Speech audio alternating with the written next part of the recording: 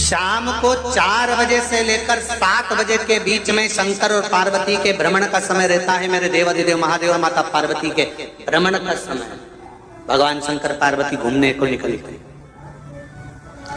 इसलिए हमारा सनातन धर्म कहता है शाम के समय पर माताओं को झाड़ू नहीं लगाना चाहिए, शाम के समय पर माताओं को चूड़ी बिछिया नहीं बदलना चाहिए, शाम के समय पर माताओं को मांग में सिंदूरा नहीं भरना चाहिए, शाम के समय पर माताओं को बाल नहीं बांधना चाहिए, शाम के समय पर माताओं को चौखट पर नहीं बैठना चाहिए। उसका कारण क्या है? क्योंकि पार्वती जी ने भगवान भोलेनाथ जी से कहा था कि तुम मुझे रोज शाम के समय प्रदोष काल में भ्रमण के लिए लेकर जाते हो, मेरे लिए आज्ञा क्या है? शंकर भगवान ने कहा सुनो पार्वती, मंदिर के अंदर नंदी रहता है, जाने वाला यात्री जब मंदिर में मेरा दर्शन करने आता है तो नंदी के कानों में कहकर जाता है कि शिव जी को मेरे यहाँ लेकर आना।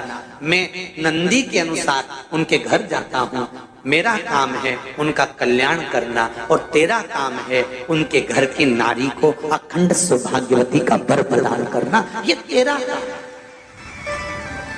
तब पार्वती माता ने कहा अखंड सौभाग्यवती होने का वर मैं तो दे दूंगी, पर उस समय पर माताएं चूड़ी बदल रही होगी, हाथ से चूड़ी निकाल रही होगी तो मैं वर कैसे दे सकती हूँ? मांग भर रही होगी तो मैं वर कैसे दे सकती हूँ? उस समय पर चूड़ी बिछिया बदला जा रहा होगा तो मैं वर कैसे दे सकती हूँ? उस समय पर झाड़ू लग रही होगी तो मैं लक्ष्मी को वहां कैसे भेज सकती हूँ? आप बताओ। तो शंकर भगवान ने कहा प्रदोष का समय एक ऐसा समय होता है, शाम का समय ऐसा होता है जिस समय पर केवल शंकर और पार्वती की आराधना का समय होता है।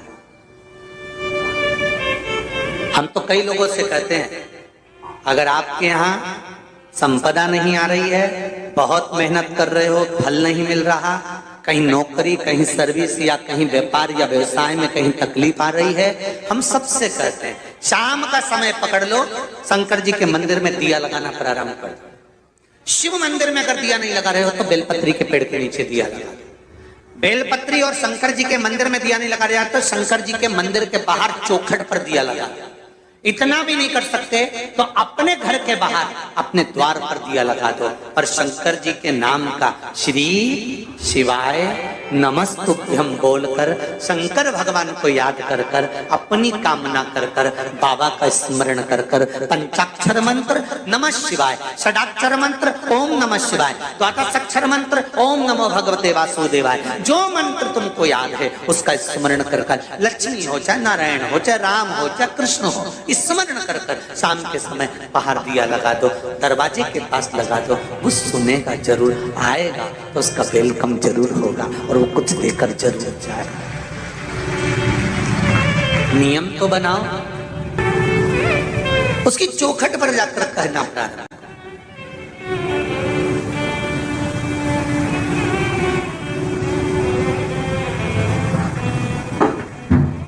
बृहस्पति महाराज ने कहा कि शाम का समय जो प्रदोष का समय होता है उस समय पर इंद्रदेव तुम शंकर जी की आराधना करो।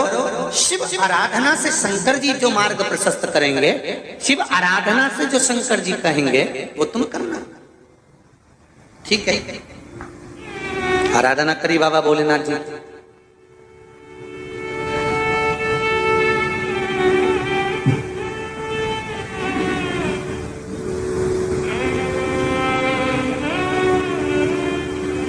मालूम नहीं था इंद्रदेव को।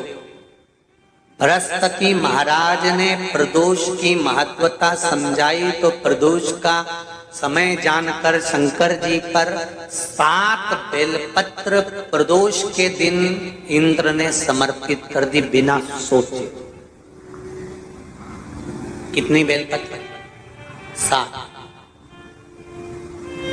प्रदोष का व्रत करो चाहे ना करो, मंदिर में चढ़ी हुई बेलपत्र को उठा लो,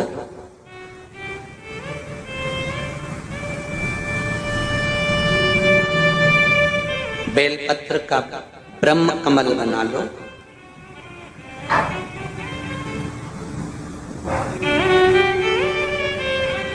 ब्रह्म कमल का मतलब होता है डंडी बीच में रहे, आसपास पत्तियां रहे। 7 पत्ती का ब्रह्म कमल बनाकर, जैसे ये पत्तियां हैं एक जैसी रखी हुई हैं तो इसको फैला लिया 7 पत्ती को, आपस में फैलाकर ब्रह्म कमल बना लें। प्रदोष का व्रत करें ना करें, जरूरी नहीं है कि वृक्ष से ही पत्ती लेकर आओगे तो ही शंकर जी को चढ़ाओगे। शिव जी पे से चढ़ी हुई उठाकर धोकर ब्रह्म कमल बनाकर बाबा से विनय कर कर, हे प्रभु आज मैं इस काम के लिए जा रहा हूं, बाबा मेरा यह कार्य है, बोलकर श्री शिवाय नमस्तुभ्यम बोलकर शिवलिंग पर समर्पित कर दो। दिन भर के प्रदोष व्रत का फल बाबा एक बेलपत्री समर्पित करने पर ही प्रदान कर देता है। शिव है। प्रदोष व्रत कर रहे हो उससे बढ़कर कोई प्रसन्नता नहीं, पर नहीं कर रहे तो प्रदोष के दिन या 12 महीने शिवरात्रि आती है। कर्पूर गौरम करुणावतारम। आप स्वयं कपूर की भांति हैं महाराज। कपूर जानते हो? अरे बोलो तो चमके। आरती में कब जलाया जाता है? जब आरती पूरी हो जाती है। कपूर क्यों जलाया जाता है?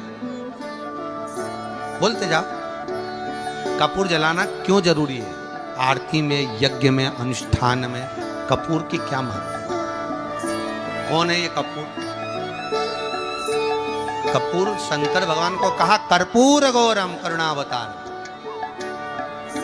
आप कपूर की तरह श्वेत है, पर कपूर की तरह आप हैं, क्योंकि कपूर है क्या? जब भगवान राम और कृष्ण ने यज्ञ किया, देवताओं ने आवृत्त यज्ञ किया। भगवान विष्णु जिस यज्ञ को करे, भगवान राम ने जो अश्वमेध यज्ञ किया, देवताओं ने जो यज्ञ किया, आनंदमय भगवान विष्णु जिस यज्ञ को करे, यह अश्वमेध यज्ञ केवल राम ने नहीं, इससे पहले नारायण कर चुके थे। भगवान विष्णु लक्ष्मी के साथ अश्वमेध यज्ञ का अश्व राम जी के समय पर तो लवकुश ने पकड़ा था, पर विष्णु भगवान के समय पर वो यज्ञ का घोड़ा सब दूर घूमता रहा। वो अश्व जो आया वापिस, तो भगवान विष्णु से उस अश्व ने निवेदन करा कि अब मुझे करना क्या, मैं सब दूर से आ चुका, क्या मैं पृथ्वी पर ऐसे ही भ्रमण करता रहूंगा, जगत में ऐसे ही घूमता रहूंगा? तब भगवान विष्णु ने भगवान शंकर से निवेदन करा कि इस अश्व का क्या करें। शंकर भगवान ने 33 कोटि देवताओं को विराजमान किया। शंकर अपने अंदर 33 कोटि देवताओं को बिठाकर, तब भगवान शंकर ने हाथ में गंगा का जल लेकर उस अश्व पर छोड़ा, तो उसको कपूर बना दिया। कपूर बनाकर उसको यज्ञ में समर्पित कर दिया।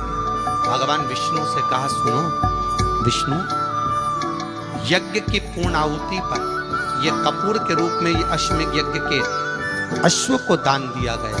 अर्थात पृथ्वी पर मनुष्य यदि अपने घर में आरती पूजन में कपूर को प्रज्वलित करेगा तो उसको 1000 अश्वमेध यज्ञ का फल उसी समय पर प्राप्त हो जाएगा। इसलिए हर आरती के पूजन के बाद कपूर का टुकड़ा जलाया। कपूर की बड़ी महत्वता है हमारी।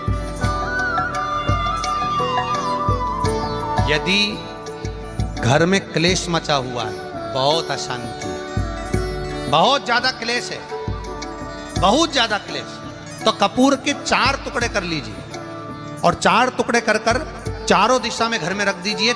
कितना भी झगड़ा चल रहा होगा, कितना भी क्लेश मचा होगा, शांति हो जाएगी, अपने आप शांति हो जाएगी 5 या 7 मिनट के।